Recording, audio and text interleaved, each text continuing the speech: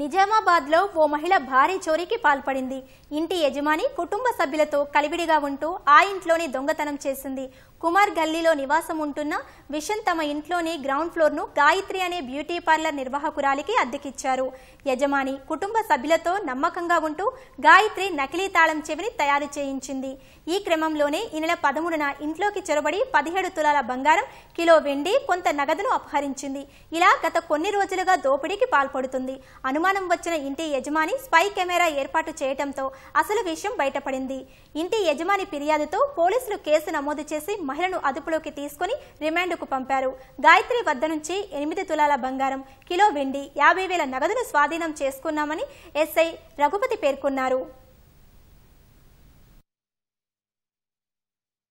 ఎప్పుడైతే ఇంట్లోకి వస్తున్నప్పుడు వాళ్ళకి సంబంధించినటువంటి కీని వాళ్ళకి తెలియకుండా తీసుకోవడం జరిగింది.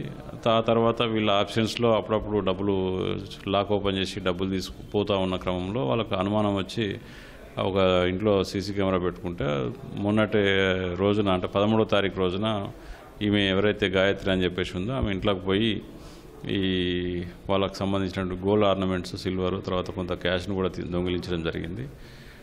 దాన్ని బేస్ చేసుకొని నిన్న ఆమెని అరెస్ట్ కూడా కేసు నమోదు చేసి అరెస్ట్ చేయడం జరిగింది. ఆమె దగ్గర నుంచి కొంత గోల్డ్, అదేవిధంగా సిల్వర్, క్యాష్ కూడా రికవర్ చేయడం జరిగింది. ఈరోజు ఆమెని కోర్టు కూడా పంపిస్తామన్నాను.